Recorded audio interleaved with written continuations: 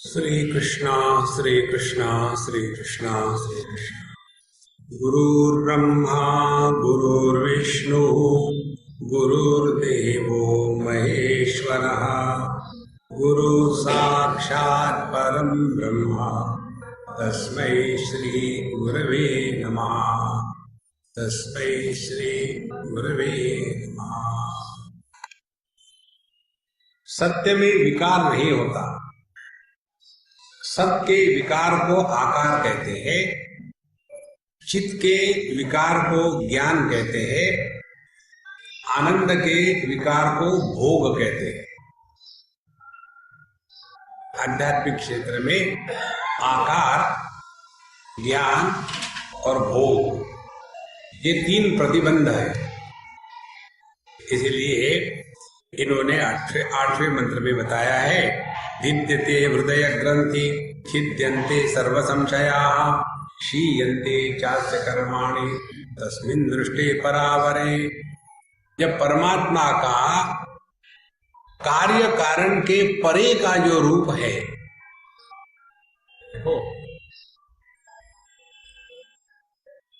लहर भी पानी नहीं, समुद्र भी पानी नहीं, लेकिन पानी की सिवा ये रहते नहीं। पानी ना तो कारण है, समुद्र है, पानी ना तो लहर है, कार्य है। तो पानी क्या है? समुद्र और लहरों के रूप में प्रकट होते हुए भी स्वयं निराकार है। यह पानी का पूरा ज्ञान। इसी प्रकार से तस्मिन् दृष्टे परावरे, व्यक्त अव्यक्त के परे होते हुए भी जो व्यक्त अव्यक्त के रूप में प्रकट हो रहा है वह परमात्मा का पूरा ज्ञान है। माने जो निर्गुण निराकार है वो परमात्मा है, जो सगुण निराकार है वो भी परमात्मा है, और जो सगुण साकार है वो भी परमात्मा है। ये सब होते हुए भी परमात्मा इन सबके परे है। तस्मिन् दृष्टे परावरे। अच्छा, ये जब हो जाता है तो तीन बातें अपने जीवन में अनुभूति में आएगी। विद्यते हृदय ग्रंथि, अविद्या काम कर्म का प्रभाव शून्य, अब कोई प्रभाव नहीं। छिद्यन्ते सर्व संशया, अब कोई संशय नहीं, ना अपने बारे में, ना जगत के बारे में, ना ईश्वर के बारे में, ना साधना के बारे में। और क्षीयन्ते चास्य कर्माणि, और उसके सभी के सभी जो कर्म है वो खत्म हो जाते हैं, क्योंकि कर्म करने वाला ही गायब हो गया। यहां तक हमने कल के सत्र में देखा था।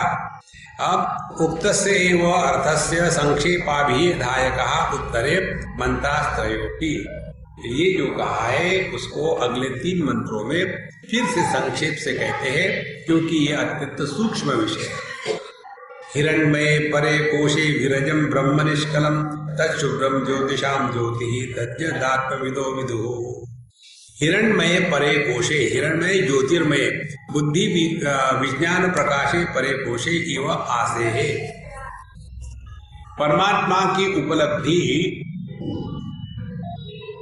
भोग्य वस्तुओं में सत्ता के रूप में होती है, भोग में ज्ञान के रूप में होती है, और भोक्ता में स्वरूप के रूप में होती है। एक ही परमात्मा जब भोग्य के रूप में सामने आता है उसमें सत्ता की प्रधानता होती है। वही परमात्मा ज्ञान के रूप में प्रकट होता है जब भोग है, और वही परमात्मा आनंद के रूप में प्रकट होता है जब भोगता है। तो जो हिरण्मये परे कोशे, तो ये परमात्मा की उपलब्धि कहाँ होगी? ना तो भोग्य में है, ना तो भोक्ता में है, बल्कि भोग में है। तो वह भोग जिसमें भोक्ता और भोग्य नहीं है, that experience where there is no experiencer and experienced। हिरण्मये परे कोशे, यह जो हिरण्मय है, यह जो प्रकाशमय है, इस कोश में माने बुद्धि विज्ञान प्रकाशे, मन और बुद्धि में यही मूल भेद है। परमात्मा का प्रतिबिंब बुद्धि में होता है, मन में नहीं होता। और यह परमात्मा का प्रतिबिंब बुद्धि में होने के पश्चात वहां मैं का भान हो जाता है, मैं। इसीलिए जो साधना है इस बुद्धि में जो परमात्मा का प्रतिबिंब है वहां से है। इसीलिए जो हम बताते हैं जब दुखी होते हैं, कुछ होता है, केवल इतना ही ध्यान करना कौन दुखी है। जहां आपने ये प्रश्न पूछा अपने को कौन दुखी है, आपने जगत को, अन्नमय कोश को, प्राणमय कोश को, मनोमय कोश का त्याग कर दिया, विज्ञानमय कोश में आ गए। कौन दुखी है? और उसमें पता चलेगा कि जो औपाधिक है वह दुखी है, जिसको उपाधि लगाई गई है वो दुखी नहीं है। देखो, जैसे सूर्य जब पानी में प्रतिबिंबित हो रहा है तो प्रतिबिंब को देखकर ही तो हम सूर्य की कल्पना करेंगे। तो यह जो मैं है सुखी दुखी होने वाला, उसको जब लखेंगे तो वहां से अपने स्वरूप का ज्ञान होता है। इसीलिए हिरण्मय परे कोशे, यह जो कोश है आत्मस्वरूप उपलब्धि स्थानत्वात् परम सर्व अभ्यंतरत्वात् तस्मिन् विरजम अविद्याशेष दोष रजोमल वर्जितम ब्रह्म सर्वमहत्वात् सर्वात्मत्वाच्च। संस्कृत पढ़ो संतो, बड़ा सुंदर है ये भाषा का आनंद। तो यह जो हिरण्मय कोश है, विज्ञानमय कोश, इसमें जो अत्यंत सूक्ष्म है, पर का तात्पर्य सूक्ष्म होता है। पर शब्द की परिभाषा 4 प्रकार से भगवान शंकराचार्य ने बताया है। पर माने सूक्ष्म, पर माने सर्वव्यापी, पर माने कारण और पर माने प्रत्यक, 4। तो यह जो परमात्मा है हिरण्मय परे कोशे, अत्यंत सूक्ष्म अंतःकरण में विरजम, जिसमें कोई भी रजोगुण के विक्षेप नहीं है, उसमें ब्रह्म निष्कलम विदुहु, उसमें परमात्मा का दर्शन होता है। ऐसा निष्कलम, उसमें कोई कला नहीं है, सुखी नहीं, दुखी नहीं, सक्सेसफुल नहीं, फेल्यूर नहीं, अच्छा नहीं, बुरा नहीं, ये सब कलाएं हैं। तो ब्रह्म निष्कलम तत् शुभ्रम ज्योतिषाम तज्ज्योति ही।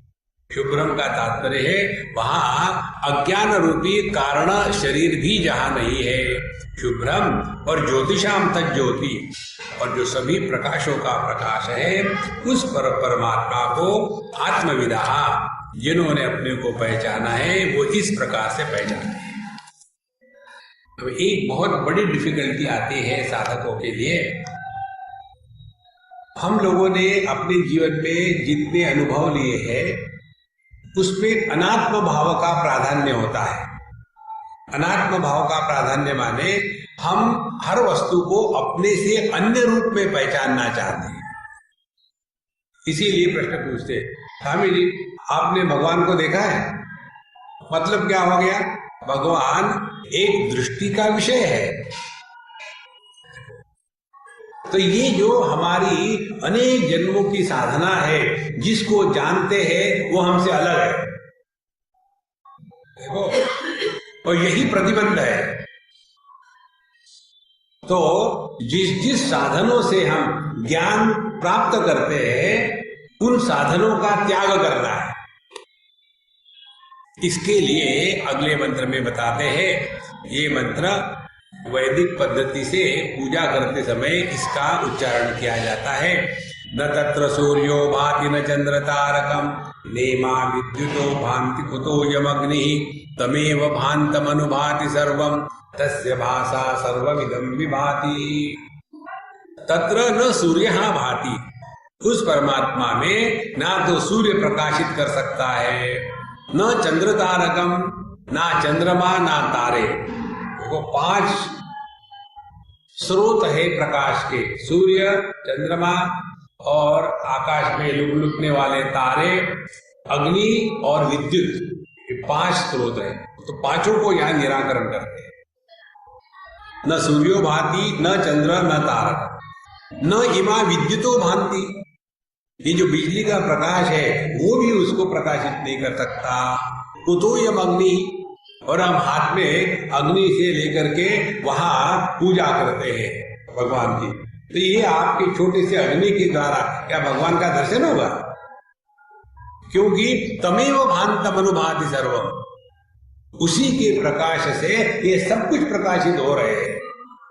तस्य भाषा इदम सर्वम विभाति, उसी के प्रकाश में ये सब दिख रहे हैं और दिखा रहे हैं।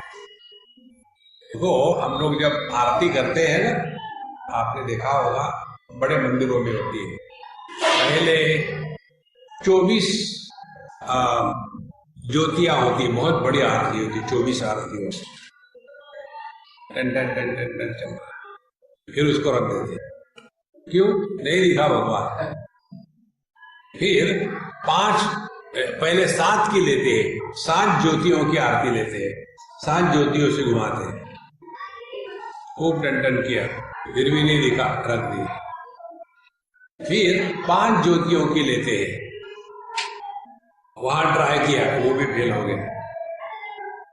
फिर 3 ज्योतियों की लेते हैं, वो भी खत्म हो गया, वहां भी नहीं दिखा। फिर 1 ज्योति लेते हैं, वो भी नहीं दिखता, फ्रस्ट्रेट हो गया भगत। फिर क्या करो? कर्पूर आरती करते हैं। और कर्पूर आरती में क्या होता है, जो जल रहा है कर्पूर वो खत्म हो जाता है, बाकी आरती में थोड़ा बहुत घी, थोड़ा बहुत बाती बनी रहती है। ये प्रक्रिया है। तो पहले 25 या 27 या 26 या 28 भिन्न भिन्न नंबर है, उतने तत्वों से परमात्मा का दर्शन करने का प्रयत्न किया है। फिर 7 तत्वों से पंच ज्ञानेंद्रिय और मन बुद्धि, उसका भी फेल हो गए। फिर केवल पंच ज्ञानेंद्रियों से प्रयत्न किया, उसको भी फेल हो गए। फिर मन बुद्धि अहंकार, इससे प्रयत्न किया, वहां भी फेल हो गए। फिर मैं को लेकर के ट्राई किया, वहां भी फेल हो गए। और आखिरी में इस मैं को, इस कर्पूर को जब जला देते हैं, कुछ बचता नहीं, तब परमात्मा का दर्शन होता है। ये है संतो। हम घंटी लेकर कर, अरे थोड़ा तो विचार करो। लेकिन इसका अर्थ ये मत करना एकदम ज्ञानी मत बन जाना। देखो ये इतना डेंजरस मार्ग है, जो व्यक्ति ना समझी के साथ ये करता है वो अपने पैर पर कुल्हाड़ मार लेता है। ये आप तब करोगे जब भगवान के अस्तित्व को स्वीकार करोगे। भगवान के अस्तित्व को स्वीकार न करके ये पूजा पूजी त्याग दो तो एकदम नास्तिक हो जाओगे। नास्तिक आदमी को भगवान नहीं मिलते, इसीलिए बड़ा डेंजरस काम है। हमें बता तो दिया है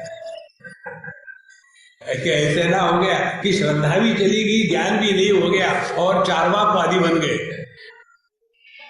तो इसीलिए अब ये जो मंत्र बाहर का हमने देखा आदि भौतिक दृष्टि से, अब आध्यात्मिक दृष्टि से देखे। हर एक मंत्र के 3 अर्थ होते हैं, हमने आपको बताया है। आदि भौतिक मंत्र हमने आपको बताया। आदि दैविक माने पुराणों में जो कथा आती है, सूर्य भगवान भी परमात्मा का दर्शन नहीं कर सकता, चंद्रमा भी नहीं कर सकता, इत्यादि। अब आध्यात्मिक इसका अर्थ निकालना है। न तत्र सूर्यो भाति, सूर्य हमारे आंखों की प्रतिष्ठान देवता है। तो आंखें भी परमात्मा का दर्शन नहीं करते, आंखों के द्वारा सभी ज्ञानेंद्रिय बता दिए। न तत्र सूर्यो भाति। उसके बाद न अग्नि ही, अग्नि यह वाणी की देवता है। हमारी जबान जो है उसमें 2 भाग है, एक है रसना, रसना की देवता है वरुण, और जो वाणी है बोलने की, जिसको जिह्वा कहते हैं, रसना और जिह्वा। जो जिह्वा है बोलने का इंद्रिय, उसकी देवता है अग्नि। तो अग्नि हो गया कर्मेंद्रिय, सभी कर्मेंद्रियों का द्योतक। तो न तत्र सूर्यो भाति, ज्ञानेंद्रिय काम नहीं करते, कर्मेंद्रिय काम नहीं करते। देखो, फिर उनके छोटे मोटे विचार क्या काम करेंगे? फिर चंद्रमा मन की देवता है, तो ना ज्ञानेंद्रिय, ना कर्मेंद्रिय, ना मन इस तत्व को ग्रहण कर सकता है। फिर तमेव भान्तम अनुभाति सर्वम। फिर हम कैसा करें? रूप रंग को प्रकाशित करने वाला दृष्टि, दृष्टि को प्रकाशित करने वाला मन, मन जिसकी अभिव्यक्ति है वो है परमात्मा। यदि इस दृष्टि से आप तत्व को ग्रहण करो तो पता चलेगा अध्यात्म में जानना और होना ये अलग अलग नहीं होता। Knowing and being are not separate. Knowing is being. देखो संतो, अब यही चक्कर पड़ जाता है क्योंकि हमको जो ऑब्जेक्टिव ज्ञान की आदत पड़ी है, तो फिर उसके लिए बैठेंगे और खूब खींच खाच करके आंखों के बीच में प्राणों को ले आएंगे और उसके पश्चात फिर ध्यान तो में भगवान तो नहीं दिखे लेकिन हेडेक जरूर हो गया।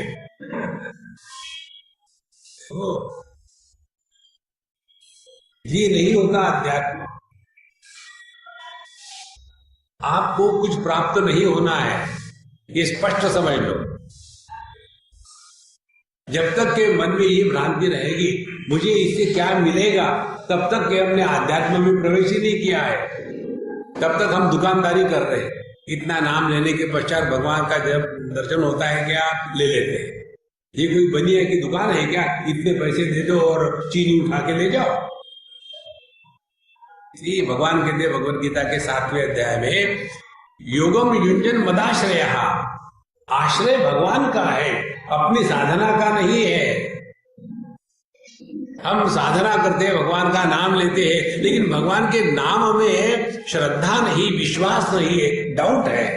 भगवान में भी डाउट है। देखो, आश्रय प्रभु का लेना है, अपनी साधना का आश्रय नहीं होता। इसीलिए तमेव भान्तम अनुभाति सर्वम तस्य भाषा सर्वमिदं विभाति। रूप रंग नहीं है तो आंखों का कोई नुकसान नहीं, आंखें बंद करी तो मन का कोई नुकसान नहीं, मन सो गया तो चैतन्य में कोई कमी नहीं।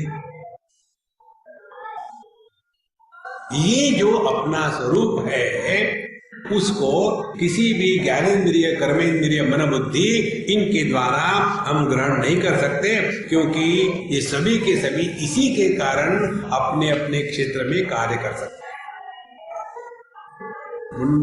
केनोपनिषद की श्रुति आती है, वहां कहते हैं यन मनसा न मनुते ये न आहुर्मनोमतम तदेव ब्रह्मत्वं विद्धि नेदं यदिदमुपासते यच्चक्षुषा न पश्यति येन चक्षुगंसि पश्यति तदेव ब्रह्मत्वं विद्धि नेदं यदिदमुपासते।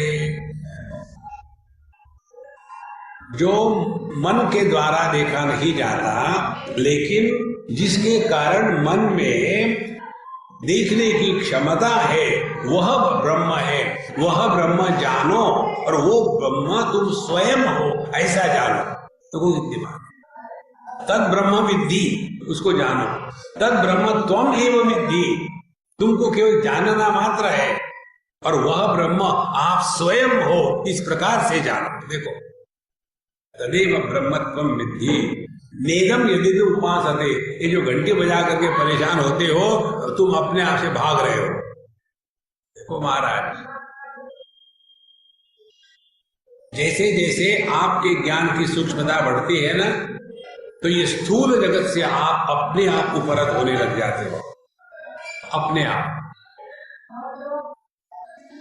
जैसे आप जप कर रहे हो, जप करते करते सो गए तो हाथ से माला गिर जाएगी ना, क्योंकि जप करने वाला गायब हो गए। इसी प्रकार से साधना करने वाला जब गायब हो जाता है तो सब कुछ ड्रॉप हो जाता है। फिर साधना करने का अभिमान भी नहीं, और नहीं हुआ तो दुख भी नहीं, क्योंकि करना बंद हो गया। तो यह जो परमात्मा है वही सब कुछ है। ब्रह्म एवं इदम अमृतम पुरस्तात् ब्रह्म पश्चात ब्रह्म दक्षिणोत्तरश्च उत्तरेण अधश्चोर्ध्वं च प्रसृतम ब्रह्म वेदम विश्वमिदं वरिष्ठम। यह संपूर्ण जगत आगे पीछे ऊपर नीचे सब कुछ केवल परमात्मा मात्र है, ब्रह्म मात्र है, और यही सर्वश्रेष्ठ है। इसका भी चिंतन करने का विषय है। आप नीचे बैठे हो, मैं ऊपर बैठा हूं, हम लोग कमरे के अंदर है, कार कमरे के बाहर है। अब ये नीचे ऊपर अंदर बाहर, इसका आकाश के साथ कोई संबंध नहीं। ऊपर नीचे क्यों हो गए? क्योंकि ये चबूतरे के कारण। देखो, अंदर बाहर क्यों हो गए? क्योंकि दीवारों के कारण। और ये दीवारें किसमें है? आकाश में। तो आकाश के दृष्टि से देखो तो अंदर नहीं, बाहर नहीं, नीचे नहीं, ऊपर नहीं। देखो, इसीलिए यह जो तत्व स्वरूप है, इसमें जब आपकी निष्ठा हो जाती है, सब भेद गायब हो जाते हैं। हमको कई लोग के सामने आशीर्वाद करो, और यहाँ का एक डायलॉग मैंने सीखा है, किसी भी बच्चे को, किसी भी बूढ़े को बात करो, महाराज आपके आशीर्वाद से सब ठीक है। अब मैंने जिंदगी में किसी को आशीर्वाद दिया नहीं आज तक, इन्होंने कहां से लिया भगवान जाने। यहाँ के छोटे छोटे बच्चे जो है, अब ये बच्चा मुझे महाराज जी आपके आशीर्वाद से ठीक हो रहा है। यार मैं तुमको देखा नहीं कभी, कब दिया तुमको आशीर्वाद? उसका कोई अर्थ नहीं निकलता, एक ट्रेडिशन हो गई बस, दूसरा कुछ नहीं। लेकिन आप आशीर्वाद क्यों नहीं देते? महाराज, आशीर्वाद देने वाला स्वयं को जब तक के श्रेष्ठ और जिसको आशीर्वाद दिया जाता है उसको कनिष्ठ नहीं समझेगा, तब तक के आशीर्वाद नहीं दिया जाता। प्रेम के लिए ये आवश्यकता नहीं है। प्रेम सब में होता है, छोटे से भी प्रेम है, बड़े से भी प्रेम है। वहां छोटे बड़े का भेद नहीं है। आशीर्वाद हमेशा हम आपसे श्रेष्ठ है, इसीलिए जाओ बेटा तुम्हारा सत्यानाश हो जाएगा। ये दोनों बातें, आशीर्वाद और जो शाप है, ये तभी संभव है जब हमने द्वैत को स्वीकार किया है। इसीलिए यही परमात्मा मात्र है। परा विद्या उक्ता यदा यया तद अक्षरम पुरुषाख्यम सत्यम अधिगम्यते। यहाँ तक के हमने परा विद्या के बारे में सुना कि जिसके द्वारा यह परमात्मा का ज्ञान होता है। यद अधिगमे हृदय ग्रंथादि संसार कारणस्य आत्यंतिक विनाशास्य। और इस परमात्मा का जब ज्ञान हो जाता है तो ये संसार हमेशा के लिए मिट जाता है। आत्यंतिक विनाशास्य, हमेशा के लिए मिट जाता है। तद दर्शन उपायश्च योगः धनु आदि उपादान कल्पनेन उक्तः। और उस परमात्मा को पहचानने के लिए पिछले मुंडक में हमने देखा, धनुर्गृहीत्वा औपनिषदम महास्त्रम। हाथ में उपनिषद रूपी धनुष्य ले लिया और उसमें जीव रूपी बाण चला दिया, और अप्रमत्तेन वेद्धव्यः शरवत्तन्मयो भवेत्। और पूरी एकाग्रता से अपने आप के स्वरूप को पहचान लिया, ये देखा। उसके बाद कहते हैं अथ इदानीं तत्सहकारिणी सत्यादि साधनानि वक्तव्यानि इति तत् अर्थम उत्तरारंभः। अब इस तत्व को पहचानने के लिए जो आवश्यक साधन सामग्री है, जैसे सत्य, ज्ञान इत्यादि, उसको बताना है। और इसीलिए अब यह तृतीय मुंडक का प्रथम खंड प्रारंभ होता है। प्राधान्येन तत्व निर्धारण च प्रकारांतरेण क्रियते अत्यंत दुर्वगाह्यत्वात् कृतम अपि। यहाँ फिर परमात्मा का ही ज्ञान फिर से बताया जाएगा, क्योंकि यह तत्व बहुत सूक्ष्म है ग्रहण करने के लिए, इसीलिए भिन्न भिन्न प्रकारों से बताया जाता है। तत्र सूत्रभूतो मंत्रः परमार्थ वस्तु अवधारणार्थम उपन्यस्यते। और इसीलिए ये पहला जो मंत्र है, इस मंत्र का आधार लेकर के अब इस तत्व को प्राप्त करने के लिए जो साधना की आवश्यकता है वो अब बताने जा रहे हैं। क्या कहते हैं? द्वा सुपर्णा सयुजा सखाया समानं वृक्षं परिशश्व जाते तयोरन्यः पिप्पलं स्वादुमत्ति अनश्नन् अन्यः अविचाकशीति। ये बहुत ही सुंदर मंत्र है।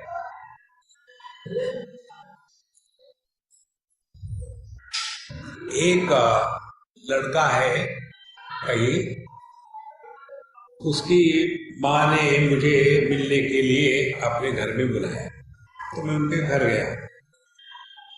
तो उसके जो देवर थे वो मुझे ले गए, बोले स्वामी जी मेरे भाभी को आपसे कुछ पूछना है, शुरू हो जाओ।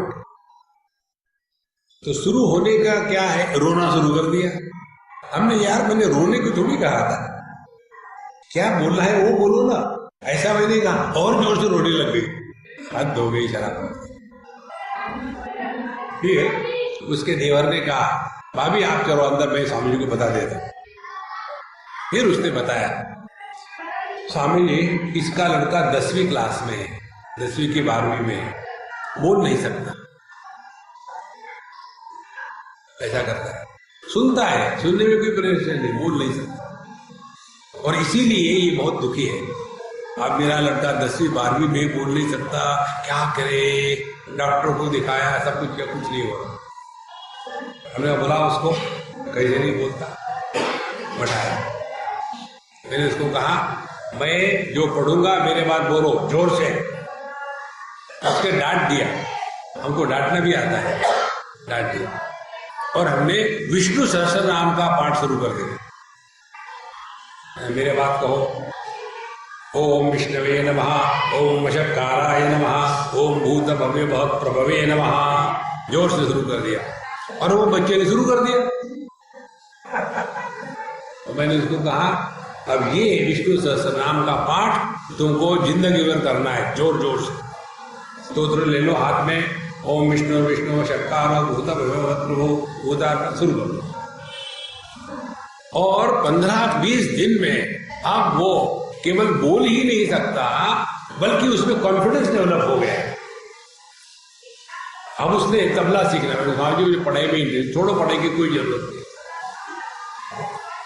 फिर किस पे तबला सीखो। और वो तबले में इतना एक्सपर्ट हो गया है। ये सब बात है संस्कृत की। हमारे शास्त्रों के जो ये नियम है इनको हम ऊपर ऊपर ले गए, इसलिए प्रभाव नहीं पड़ता। जिसके बोलने में दोष है, यदि वो व्यक्ति हमारे शास्त्रों के जो संस्कृत मंत्र है उसका पाठ करे, गारंटी से आपके वाणी में सिद्धि आएगी। इसीलिए क्या है, समझ में आए ना आवे, बढ़िया भगवत गीता ले लो, विष्णु सहस्त्रनाम ले लो, ऐसे मंत्र ले लो उपनिषदों के, और उसका नियम से पाठ करो। धर्म क्षेत्रे कुरुक्षेत्रे समवेतायुत्सवः मामका पांडवाश्चैव इम कुर्वत संजय। संजय उवाच दृष्ट्वा तु पांडवानीकं व्यूढं दुर्योधनस्तदा आचार्यम् उपसंगम्य राजा वचनमब्रवीत्। बड़ा प्रेम से कहो, आपकी वाणी में शुद्धि आ जाएगी, बोलने में अर्थ प्रकट होगा। शब्द के साथ जब अर्थ जुड़ जाता है तब उस शब्दों का प्रभाव होता है। तो ये बात आपको देखेंगे, दक्षिणी पंडित जो होते हैं उनके मंत्र उच्चारण देखो कितना सुंदर होता है। और अपने यूपी के, गुजरात के, नॉर्थ इंडिया के पंडित देखो, सब मंत्रों का सत्यानाश।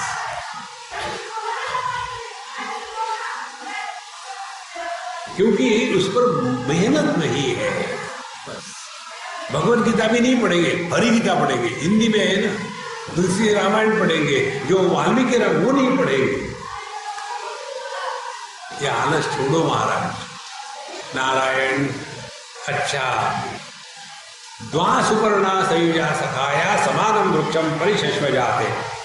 एक पेड़ है, जिसका ऊर्ध्वमूल मध्य शाखम, ऐसा पेड़ है जिसके मूल ऊपर है और शाखाएं नीचे है, और ऐसे पेड़ पर दो पक्षी बैठे हुए हैं।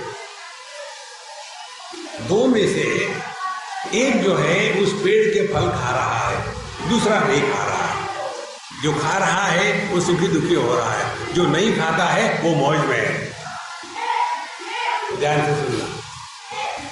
और ये दोनों एग्जैक्टली एक दूसरे के जैसे ही दिखने के लिए, जैसे हमारा चेहरा और दर्पण में जो प्रतिबिंब है एक जैसा ही दिखता है, कोई फर्क नहीं है। इस प्रकार से ये पेड़ कौन सा है? ये मनुष्य देह ही पेड़ है, क्योंकि ऊर्ध्व मूलम, ऊपर से मूल है, अधशाखम नीचे बढ़ रहा है। ऊर्ध्व मूलम अधशाखम, अश्वत्थम नित्य निरंतर बदलने वाला है। और यह जो पेड़ है इस पर दो पक्षी बैठे हैं, जीवात्मा और ईश्वर। जीवात्मा जो है वो कर्म के फल भुगतता है, सुखी दुखी होता है। ईश्वर वो है जो कर्म फलों का प्रकाशन करता है, लेकिन उसके साथ तादात्म्य नहीं करता, इसीलिए सुखी दुखी नहीं होता। देखो, ये बहुत सिंपल बात है। एक बार एक बालक ने मुझे प्रश्न पूछा था, स्वामी जी आप कहते भगवान हमारे हृदय में, हम भी तो अपने हृदय में हैं। हाँ बिल्कुल ठीक बात है, तो दो दो हो गए क्या? दो है अंदर में। तो बोले समझो मैंने ऐसा किया, आकर के आपको एक लगा दिया मुंह पर आपके, और मैंने कहा मैंने नहीं मारा, भगवान है ना उसने मारा। हमने कहा यदि तुम्हारे ऐसे विचार है तो तुम दुर्योधन के औलाद हो। दुर्योधन ऐसे कहता है, जानामि धर्मम न च मे प्रवृत्ति, जानामि अधर्मम न च मे निवृत्ति, केनापि देवेन हृदय स्थितेन यथा नियुक्तोस्मि तथा करोमि। मैं जानता हूं क्या ठीक है, लेकिन करने की इच्छा नहीं होती। जानता हूं क्या गलत है, लेकिन वही करता हूं। मुझे लगता है कोई तो भी अंदर बैठा है, देव गॉड, वो मुझे परेशान कर रहा है। उस बच्चे को मैंने कहा यार तुमने बहुत सुंदर प्रश्न पूछा, इसीलिए तुम्हारे सुंदर प्रश्न के लिए तुमको एक चॉकलेट, उसको मैंने चॉकलेट दी। उसने चॉकलेट देखकर बड़ा खुश हो गया। मैंने खा जा? बोले नहीं, उसने जेब में रख दिया। बोले क्यों नहीं खा रहा? नहीं खाता वापस कर। वापस भी नहीं करूंगा। क्यों? तो कहता है मैं अपने सिस्टर को दूंगा, बहन को दूंगा। बहन को देखिए तुमको क्या मिलेगा? अब वो बेचारा कंफ्यूज, मुझे क्या मिलेगा? चिंतन किया, फिर मुझे पूछता है स्वामी जी आपको बहन है क्या? नहीं। आपको फिर समझ में नहीं आएगा। कितना सूक्ष्म उत्तर है देखो। उसका कहने का तात्पर्य क्या? मैं खाने से ज्यादा खुशी मुझे उसमें है जब मैं अपने बहन को दूंगा, वो जब खाएगी तो मुझे उससे ज्यादा खुशी होगी। देखो, तो मैंने उसको बताया देखो, अपने को मिलने के बाद जो खुशी होती है वो जीव को होती है, अन्य को देने के बाद जो खुशी होती है वो ईश्वर को। देखो, बच्चे मिलता है तब खुश होता है, और मां जब देती है तब खुश होती है। कितनी सिंपल बात है। तो ये दो पक्षी हमारे हृदय में है, जीव भी है ईश्वर भी है, लेकिन हम इतने भोग में लिप्त हो गए हैं, मुझे चाहिए, ऐसा चाहिए, वैसा चाहिए। जो केवल मांगने में लगा हुआ है वो जीव है, और जो देने में आनंद प्राप्त करता है वो ईश्वर है। इसीलिए द्वा सुपर्णा सयुजा सखाया समानम वृक्षम परिशश्वजाते। सखाया, सखा है वो, एक दूसरे के दोस्त है। जीव और ईश्वर कभी अलग अलग नहीं रहते। यदि आप ये समझते हो कि हर एक देह में अलग अलग जीव है, तो ये भी स्वीकार करना पड़ेगा हर एक देह में ईश्वर है। यदि आपने ये समझ लिया है जीव यह परमात्मा की अभिव्यक्ति है और वो एक ही है, तो उसी एक जीव के साथ एक ईश्वर है। देखो, और कौन सा ईश्वर है? जो उपाधि के प्रभाव में नहीं आता वो ईश्वर है, जो उपाधि के प्रभाव में आ जाता है वो जीव है। देखो संतो, तो केवल इधर ही ध्यान देना है, कहीं हम अपने इंद्रिय मन बुद्धि के गुलाम तो नहीं है। और जब हमारा ध्यान इधर जाएगा तब हम आध्यात्मिक साधना कर रहे हैं। दूसरे को अच्छी बातें बताने से कुछ नहीं होता, आदमी का अहंकार बढ़ जाता है। कई लोगों को वो रोग लगता है दूसरों को अच्छी बातें बताना। कई बार हमको एसएमएस आते हैं, 2-4 लोग हैं वो एसएमएस भेजते हैं और बड़े बड़े अच्छे विचार। तो उन्होंने कहा, मुझे स्वामी जी मैं आपको अच्छे अच्छे विचार भेजता हूँ, आपको बुरा तो नहीं लगता? हमने कहा यार क्या जोक मार रहे हो, अच्छे विचार से बुरा कैसा लगेगा? बोले नहीं, रोज के रोज 2-2, 4-4 भेजता हूँ मैं। ठीक है भेजते रहो। मैंने उसको ये नहीं बताया कि मैं पढ़ता नहीं। क्या बताया? फिर बोले स्वामी जी मैं यही सोचता हूं, यही मेरी साधना है कि ये अच्छे विचार मैं कलेक्ट करता हूं और मास एसएमएस करता हूं, वो यही धंधा है मेरा, और कुछ नहीं करता। मैं अपने बिजनेस से रिटायर हो गया हूं, घर में बैठा रहता हूं, अब क्या करूं? भाई ये शुरू कर दिया, अच्छे विचार लोगों के पास पहुंचाना। जैसे आकाशवाणी है ना, वैसे अमृतवाणी है। ये साधना नहीं है। दुनिया को मारो गोली, अपने स्वरूप में बैठ जाओ। अच्छा महाराज, तयो अन्य फलम स्वादुमत्ति, और एक वो है जो इस फल के, शरीर के जो कर्म फल है इसको नहीं भोगता। अभिजाकशी थी, केवल अपने आनंद में मस्त रहता है। सुख आया तो सुखी नहीं, दुख आया तो दुखी नहीं। भगवद गीता 2य अध्याय स्थित प्रज्ञ के लक्षण में पहली ही बात भगवान बताते हैं, दुखेषु अनुद्विग्न मनाः सुखेषु विगत स्पृहाः वीतराग भय क्रोधाः स्थितधीः मुनि उच्यते। जो दुख के कारण दुखी नहीं होता और सुख में जो आसक्त नहीं रहता, उसकी ही बुद्धि ठिकाने पर रहती है। और बुद्धि ठिकाने पर नहीं रही तो बुद्धि नाशात् प्रणश्यति, फिर अपना सत्यानाश हो गया है। इसीलिए ध्यान अपने अंतःकरण के स्थिति पर रहे। अब आगे चलते हैं। समाने वृक्षे पुरुषो निमग्नः अनीशया शोचति मुह्यमानः जुष्टं यदा पश्यत्यन्यमीशम् अस्य महिमान इति वेद शोकः।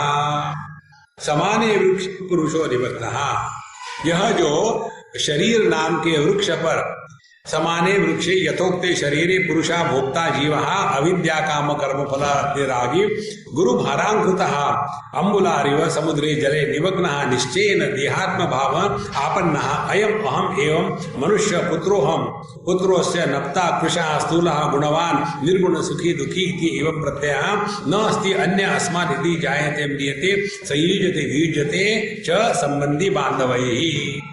तो यह जो जीव है अपने को समझता है कि मैं शरीर हूँ और ये अविद्या काम कर्म से भाराक्रांत हो गया हूँ, और जैसे किसी वस्तु को पानी में डुबा दिया जाए भार के कारण, वैसे ही ये देहात्म भाव में डूब गया है। उसके बाद मैं इसका पुत्र हूँ, मैं मोटा हूँ, मैं पतला हूँ, मैं अच्छा हूँ, मैं सुखी हूँ, मैं दुखी हूँ, और मेरे से जैसा कोई है ही नहीं, मैं बड़ा दुखी हूँ, मरता हूँ, पैदा होता हूँ। अनीशया, अपने ईश्वरत्व को भूल गया है।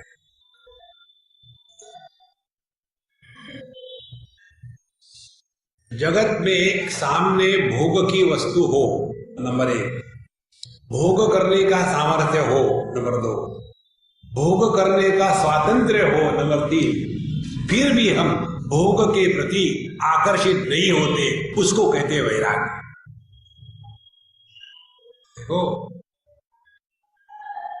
वैराग्य माने ऐसे नहीं कि अब किसी काम ही नहीं कर सकते तो वैराग्य, वो नहीं, सब क्षमता है। सामने खाने के लिए बढ़िया पदार्थ पड़े हैं, ये हमारी हमेशा की साधना है। आप लोगों को तो एक आध बार अच्छा खाना मिलता होगा, मुझे दिन में 3 बार बढ़िया खाना मिलता है, क्योंकि हर एक के घर में पहली बार जाते हैं तो कोई आदमी पहली बार आने वाले को बढ़िया खाना देगा ना, इसीलिए हम अलग अलग घर में जाते हैं। और आपके यहाँ कैसा है? अच्छा ऐसे करो, ये कल की सब्जी बची हुई थी, इसको तड़का देते हैं और वो जो चपाती है ना उसके टुकड़े करके उसको फ्राई करके दे देते हैं। अरे राम, ताजा बनाओ ना। तो हमको तो रोज का बढ़िया खाना मिलता है, हमारी यही साधना है कि बढ़िया से बढ़िया खाना सामने आ जाए, फिर भी अपने पर नियंत्रण रखे। युक्त आहार विहारस्य युक्त चेष्टस्य कर्मसु युक्त स्वप्नावबोधस्य योगो भवति दुःखः। अपने में कंट्रोल बहुत जरूरी है, तब जाकर के हमारा जो ऐश्वर्य है वो प्रकट होगा। तो अनीशया शोचति मुह्यमानः, अपने ईशत्व को भूल करके मोह में आकर के शोक करता है। और यदा जुष्टम पश्यति अन्यम ईशम, और जब यही जीव जब अपने ही हृदय में रहने वाले ईश्वर के तरफ मुंह मोड़ के देखता है तो उसको पता चलता है, अरे यार इसी हृदय में मैं रह रहा हूं, मैं दुखी हूं।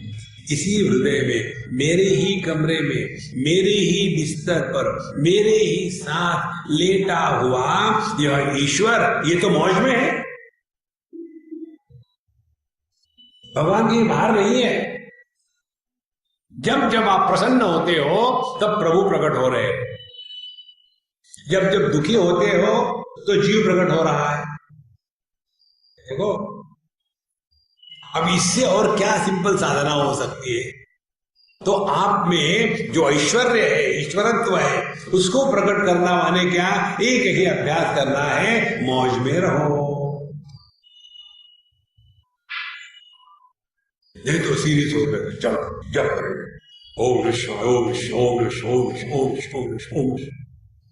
शिव जी कंफ्यूज हो जाएंगे, क्या कह रहा है यार ये, इसे समझ में नहीं आ रहा। ये आध्यात्म नहीं होता सर। इसीलिए अपने हृदय में झांक के देखो, परमात्मा वही बैठा है। जहां हमारा ध्यान दुनिया की तरफ गया, दुख गारंटी से है। जहां हमारा ध्यान हृदय में रहने वाले परमात्मा की तरफ गया, आनंद गारंटी से है। डाउट नहीं है उसमें। एक दर्पण को आप गंदगी की तरफ टर्न करो तो उसमें क्या प्रतिबिंबित होगा? गंदगी। उसी दर्पण को आप एक बढ़िया फूलों के बगीचे की तरफ टर्न कर दो, उसमें क्या होगा? जो बाहर है वही दर्पण में होगा। इसी प्रकार से हमारा मन ये द्वैत की दुर्गंधी की तरफ मुड़ा हुआ है तो दुख के सिवा कुछ नहीं मिलेगा। उसी मन को प्रभु की तरफ मोड़ दो तो प्रभु का सौंदर्य, आनंद, खुशबू आपके जीवन में प्रकट होने लगेगी। इसी को कहते हैं राधा रानी। हम कहते हैं राधे राधे, अर्थ क्या है इसका? हमारे विचारों की धारा जब बहिर्गामी होती है तब दुखी होते हैं। वही विचारों की धारा जब अंतर्मुखी होती है, धारा को उल्टा करो तो राधा बन जाती है। तो जहां हमारे जीवन में राधा रानी प्रकट हो गई, हमारा मन प्रभु के चरणों में लीन हो गया।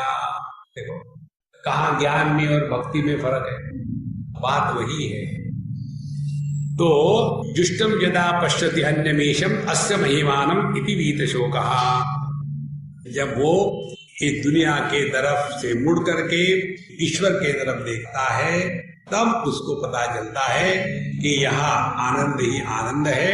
जिस दृष्टि से भगवान अपने दुनिया को देखते हैं उसी दृष्टि से जब हम देखने लग जाते हैं तो हमको आनंद के सिवा कुछ नहीं मिलेगा। देखो एक बालक की तरफ साधारण व्यक्ति देखता है और उसी बालक की माँ देखती है तो दोनों को भिन्न प्रकार के दर्शन होते हैं। साधारण व्यक्ति देखेगा तो उसमें दोष इत्यादि निकालेगा, माँ देखेगी तो माँ को बच्चे के दोष में भी सद्गुण दिखते हैं, गंदगी में भी सौंदर्य दिखता है, बेवकूफी में भी समझदारी दिखती है, क्योंकि वो माँ है। तो जैसे माँ अपने बेटे को देखती है वैसे प्रभु अपनी सृष्टि को देखते हैं। तो हम भगवान के साथ रह करके दुनिया को देखेंगे। इस दुनिया में प्रेम के सिवा, आनंद के सिवा और कुछ नहीं है। यदा पश्य पुष्यते रुक्मवर्णं कर्तारमीशं पुरुषं ब्रह्मयोनिं तदा विद्वान् पुण्य पापे विधूय निरंजनः परमं साम्यमुपैति। यदा यस्मिन् काले पश्यति विद्वान् साधकः पश्यते पूर्ववत् रूपवर्ण स्वयं ज्योतिष स्वभावं रूपस्य इव वा ज्योतिः अस्य अविनाशी कर्तारं सर्वस्य जगतः ईश्वरं।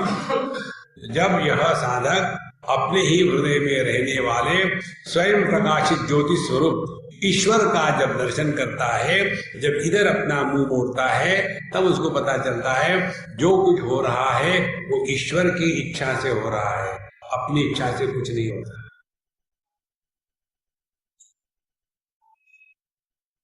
हमारी दो शक्तियां काम करती है। एक शक्ति समझो हाथ का ले लो, इस हाथ में दो शक्तियां काम करती हैं। समझो किसी को लकवा मार गया तो हाथ कटक गया, तो उसकी इच्छा है, उसकी इच्छा शक्ति है कि मैं हाथ से अपने सर को खुल लूं। लेकिन अपनी शक्ति भले हो, लेकिन जब तक के ईश्वर का अनुग्रह नहीं होता तब तक के ये हाथ ऊपर नहीं जा सकता। और यदि हमारी इच्छा ईश्वर के साथ जुड़ गई तो फिर जो कुछ हो रहा है वो हरि इच्छा से हो रहा है। इसीलिए कहते हैं तदा विद्वान पुण्य पापे विधूय। जब हमने ये समझ लिया ये संपूर्ण जगत को चलाने वाला ईश्वर है, हम तो केवल उसके हाथ के प्यादे हैं। जहां रखा है अपना काम करो, प्रेम से रहो, ना धोखा लेना ना मां धोखा देना। देखो ये सिद्धांत बड़ा सिंपल है, keep away and be near. जीवन के सब कष्ट नष्ट हो जाए। तो यदा विद्वान पुण्य पापे विधूय, इसके द्वारा यह जो साधक है, समझदार साधक है, फिर पुण्य पाप दोनों के परे चले जाता है। जैसे पाप बंधन है वैसे पुण्य भी बंधन है। ये पुण्य के चक्कर में मत पड़ना। जब पाप की बात होती है तो पुण्य अपने आप आ जाता है। जब जन्म कहा तो मृत्यु आ गया, लंबा कहा तो नाटा आ गया, गोरा कहा तो काला आ गया, अमीर कहा तो गरीब आ गया, अच्छा कहा तो बुरा आ गया। ये सब का सब जगत जो है ना, ये द्वंद्वों में बैठा हुआ है। एक केवल परमात्मा है। कोई भी वस्तु ले लो जगत में। इसीलिए पुण्य पापे विधूय। अब हमको ये अच्छाई बुराई के परे चले जाना है। इसी को नचिकेत कहते हैं अन्यत्र धर्मात् अन्यत्र अधर्मात्। मुझे धर्म अधर्म दोनों की बातें मत बताओ, मैं परेशान हो गया। अन्यत्र अस्मात् कृता कृतात्, ये कार्य कारण में भी मुझे फंसने की इच्छा नहीं है। अन्यत्र भूताच्च भव्याच्च, ये मत कहना मरने के बाद वैकुंठ जाएंगे, पता नहीं पहुंच जाएगा। मुझे तो अब चाहिए, यहां चाहिए, इस स्थिति में चाहिए। इसको कहते हैं वास्तविक आध्यात्मिक साधना। निरंजनः परमं साम्यम उपैति। जैसे जैसे अंतःकरण शुद्ध हो गया, पाप भी नहीं पुण्य नहीं, जिस अंतःकरण में एक भी वृत्ति उठती नहीं, उस अंतःकरण में परमात्मा प्रकट हो गए। जहां वृत्ति उठी वहां जीवात्मा प्रकट हो गए। एक भी वृत्ति हृदय में नहीं उठती। इसीलिए पहले अशांति, फिर शांति, फिर शांति अशांति के परे प्रशांति। अशांति जगत के बारे में विषय आ गए, फिर जगत के विषयों का त्याग कर दिया शांति। लेकिन ये अभावात्मक भी वृत्ति है। देखो वस्तु का होना नहीं होना ये दोनों वृत्तियां हैं। जागृत और स्वप्न को हम भावात्मक वृत्ति से ग्रहण करते हैं। अमुक है अमुक है अमुक है, सुषुप्ति अवस्था क्या है? सुषुप्ति अवस्था में कुछ भी नहीं है, वहां हमने अभाव को वृत्ति बनाया है, विषय बनाया है। इसीलिए पतंजलि महर्षि निद्रा की परिभाषा देते हैं, अभाव वृत्ति, अभाव आलम्बना वृत्ति निद्रा। जो अभाव को विषय के रूप में ग्रहण करती है, विषय के रूप में हमेशा वृत्ति के द्वारा ही ग्रहण किया जाता है। इसीलिए जहां सभी वृत्तियां है अशांति, सब वृत्तियां शांत हो गई शांति, लेकिन परमात्मा अशांति शांति के परे है। इसीलिए जो शांति से डिस्टर्ब नहीं होता और जो अशांति के प्राप्ति की इच्छा नहीं करता, वही प्रभु के साथ बैठा है। अच्छा महाराज, प्राणो हीश ये सर्वभूतेर्विभाति विद्वान विजानन भवते नादिवादी आत्मक्रीडा आत्मरते क्रियावान एष ब्रह्म विदाम वरिष्ठः। प्राणो ही एष, यहाँ सर्वभूतेर्विभाति, जो संपूर्ण जगत में प्रकट हो रहा है। देखो, ईंट पत्थरों में परमात्मा अस्तित्व रूप से प्रकट हो रहा है, पेड़ पौधों में अस्तित्व के साथ जीवन है, प्राणियों में अस्तित्व जीवन के साथ ज्ञान है, मनुष्य में अस्तित्व जीवन ज्ञान के साथ आनंद है। इसीलिए परमात्मा की परिपूर्ण अभिव्यक्ति मनुष्य में होती है, बाकी जगह होती है लेकिन अपूर्ण होती है। इसीलिए यहां बताते हैं कि प्राणो ही एष यहां सर्वभूतेर्विभाति, तो मनुष्य को ही ये ज्ञान हो सकता है कि सब में वही परमात्मा प्रकट हो रहा है। अब देखो ये विषय देखो, और हमारे कन्हैयालाल की बात देखो। 13वें अध्याय में भगवान कहते हैं, इदम क्षेत्रम कौन्तेय क्षेत्रमित्य विधीयते, इदम शरीरम कौन्तेय क्षेत्रमित्य विधीयते, एतद्यो वेत्ति तं प्राहु क्षेत्रज्ञ इति तद्विदः, क्षेत्रज्ञं चापि माम विद्धि सर्व क्षेत्रेषु भारत। सभी में मैं ही प्रकट हो रहा हूं। यदि हमारा ध्यान परमात्मा की तरफ होगा तो ज्ञान भिन्न होगा। यदि हमारा ध्यान जो परमात्मा की अभिव्यक्ति है देह में उधर होगा तो हमारा ज्ञान भिन्न होगा। तो जितनी सूक्ष्मता से हमारी पकड़ तत्व पर जाएगी, आपके जीवन का सौंदर्य बदल जाएगा। तो विद्वान विजानन भवते नातिवादी। अब जिसको ये तत्व का ज्ञान हो गया है, उसका सबसे महत्व का लक्षण वो हमारे लिए साधना के लिए है। विजानन विद्वान भवते नातिवादी। अतिवादी माने जो आवाज बढ़ा करके अपनी बात सिद्ध करता है, अतिवादी। जो अपने विचार दूसरों पर लादता है, अतिवादी। जो दुराग्रही है वो अतिवादी। विजानन विद्वान, जिसने तत्व को पहचान लिया है, वो किसी के साथ कोई दुराग्रह नहीं करता।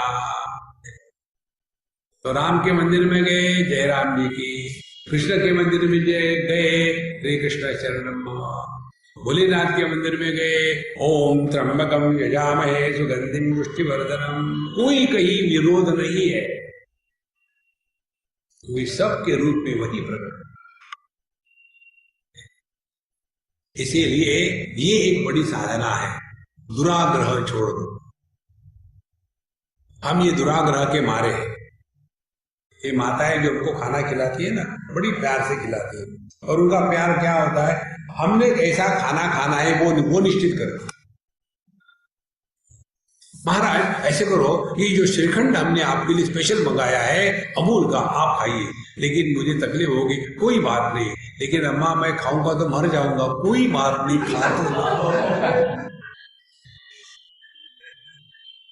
और वो कहते हैं प्रेम है, ये अतिवाद है।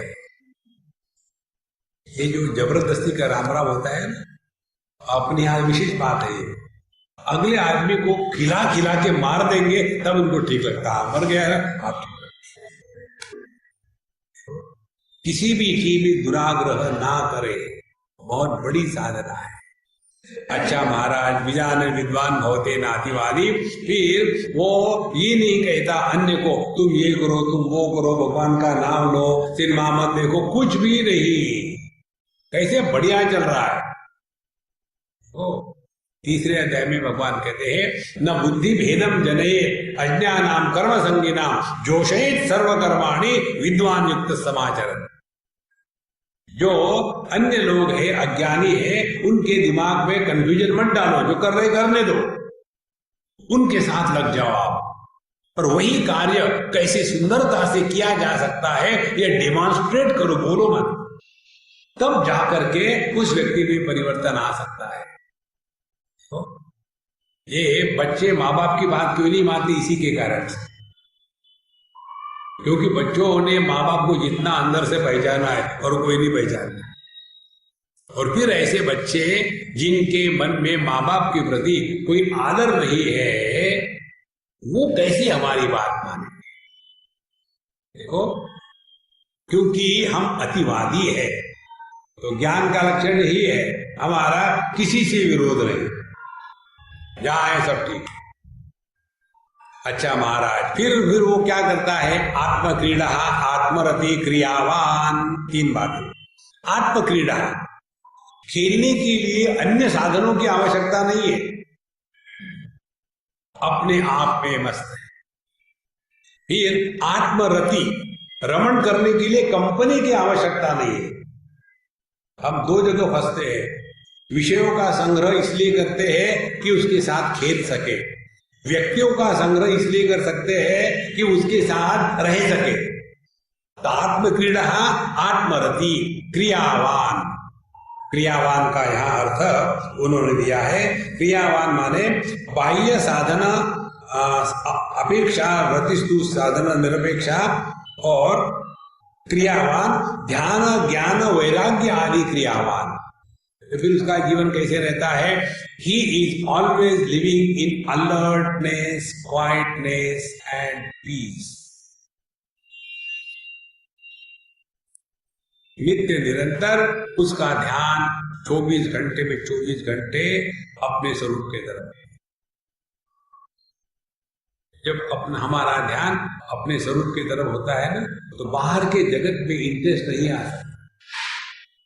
अभी हम लोग देखो अपने जीवन का कैसा है, समझो दो आदमी बोल रहे हैं, हम बुढ़ा हुए, हम आ जा क्या क्या किसके बारे में बोल रहा था, कोई जरूरत है? ये बहुत बुरी आदत है। दो आदमी बोल रहे, मुंह बीच में, क्या किसके बारे में? चुप, कोई जरूरत नहीं जाती। देखो, give everybody their own space. किसी के दुनिया में जीवन में हमको घुसना नहीं है, नहीं तो हम इसमें भटक जाते हैं। तो क्रियावान अपना जो समय है इसी साधना में लगाए, सुबह उठ करके रात को सोने तक टाइट शेड्यूल, इतना शेड्यूल टाइट कि मरने को टाइम ना मिले, मृत्यु है और फिर आप मस्त रहोगे। देखो, मनुष्य जीवन में दुखी समय की कमी से कभी नहीं होता, एक्सेस टाइम के दुखी होता है। बुढ़ाओ लोग ज्यादा दुखी क्यों होते? इसीलिए, अरे राम सो फिर हो गई, क्या अब क्या, there is nothing to look forward to. फिर हाँ, बहू आज ब्रेकफास्ट में क्या बन रहा है? मेरा भेजा खाओ, सुबह से खाना खाना शुरू। बहू तुमको पता है ना मैं वेजिटेरियन हूं, मैं इसीलिए तो कह रहा हूं तुम्हारे यहाँ आलू भरे हुए बुद्धि कहाँ है? तो अपने आप को इतना बिजी रखो कि मरने की फुर्सत ना है। क्रियावान, तो किस क्रिया में? पहली क्रिया है नित्य निरंतर शास्त्रों का अध्ययन करे, उसके बाद साधु संतों के चरित्र पढ़े, उसके बाद कोई अगल बगल में मंदिर इत्यादि हो तो नियम लगावे, जाकर के भोले बाबा पर पानी डाल दो, एक लोटा प्रदक्षिणा करो, बिल्व पत्र, कीप योरसेल्फ ऑक्युपाइड। तब जाकर के हम इस दुनिया से उपरत हो जाए। आत्मक्रीड़ा आत्मरति क्रियावान। देखो, तो जैसे जैसे शास्त्रों के सिद्धांत आपके बुद्धि में उतर जाएंगे, वैसे वैसे आप में परिवर्तन आने लगेगा। ये परिवर्तन मालूम है कैसे? जैसे कच्चा आम बड़ा हार्ड होता है, वही जब पकने लग जाता है तो धीरे धीरे सॉफ्ट होने लग जाता है। कच्चा आम खट्टा होगा, वही पक गया तो मीठा हो जाता है। इसी प्रकार से अपने जीवन में एकदम सॉफ्टनेस और मिठास प्रकट होने लग जाती है, कड़वाहट नहीं। यही आत्मक्रीड़ा क्रियावान एष ब्रह्मविदाम वरिष्ठः, और यही सब ब्रह्म ज्ञानियों में श्रेष्ठ है। इस प्रकार से इस तत्व को जानने के लिए अब साधन क्या करने हैं? अधुना सत्यादीनि भिक्षोः सम्यक् ज्ञान सहकारिणी साधनानि विधीयन्ते निवृत्ति प्रधानानि। अब व्यक्ति जब प्रवृत्ति में रहता है तो बिजी रहेगा, जब निवृत्त होगा तो क्या करेगा? तो निवृत्ति का तात्पर्य कहीं गुफा में जाकर के बैठना नहीं, जगत में रहते हुए भी किसी के साथ नहीं उलझना, यही निवृत्ति है। और इस निवृत्ति के लिए बताते हैं, सत्येन लभ्य तपसा हेष आत्मा सम्यक् ज्ञानेन ब्रह्मचर्येण नित्यम अंतःशरीरे ज्योतिर्मयो हि शुभ्रः यं पश्यन्ति यतयः क्षीणदोषाः यतयः यं पश्यन्ति। जिनके अंतःकरण के सभी दोष खत्म हो गए, क्षीण हो गए, नष्ट हो गए, ऐसे ही यत्नवान साधक जो है जिस परमात्मा को देखते हैं, ज्योतिर्मयो ही शुभ्रः, यह शुद्ध प्रकाश है। देखो, सूर्य का अपना प्रकाश है, चंद्रमा का जो है अपना प्रकाश नहीं है। इसी प्रकार से इंद्रियों का, मन बुद्धि का चंद्रमा के जैसा प्रकाश है, और अपने स्वरूप का जो है सूर्य के जैसा प्रकाश है। यह स्वयं ज्योति ही ज्योतिर्मया शुभ्रः अंतःशरीरे। और इसको कहाँ देखेंगे हम? अपने ही हृदय में देखे, बाहर नहीं। उसके लिए क्षीण दोष करने के लिए क्या क्या साधना है? सत्येन 1, लभ्य तपसा 2, फिर ज्ञान सम्यक ज्ञानेन 3, ब्रह्मचर्येण 4 साधनाएं। तो नित्यम सत्येन, सत्य को लेकर के मनु महाराज ने 10 गुण बताए हैं मनुस्मृति में। एक गुण आपको बताएंगे। सत्य बोलना, उसको लेकर के बड़े कंफ्यूजन है। पहली बात, क्या बोलना आवश्यक है, ये पहले सोच लो। यदि बोलना आवश्यक नहीं, चुप बैठो। लेकिन आपने तो कहा सत्य बोलना चाहिए, तो फिर उधर से एक राउंड फिगर आ रहा है, डोलते डोलते मिनी एलिफेंट के जैसे, और उसको कहो, अरे लड्डू कैसे हो? उसको क्यों लड्डू कहा? मैं सत्य बोल रहा हूं। कोई जरूरी है बोलने के लिए? उसको मालूम है कि वो लड्डू है। सामने से गंजा आ रहा, अरे गंजे कहां से आ रहा है? बोलने जरूरत है? वो पहले ही परेशान है।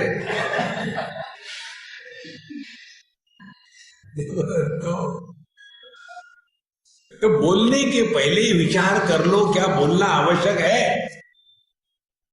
कई बार हम बोलते हैं जब आवश्यक नहीं होता। इसीलिए सबसे बढ़िया बात ये है कि mouthshut.com, कोई आवश्यकता नहीं किसी के साथ बोलने की, किसी को उपदेश करने की, किसी को समझाने की।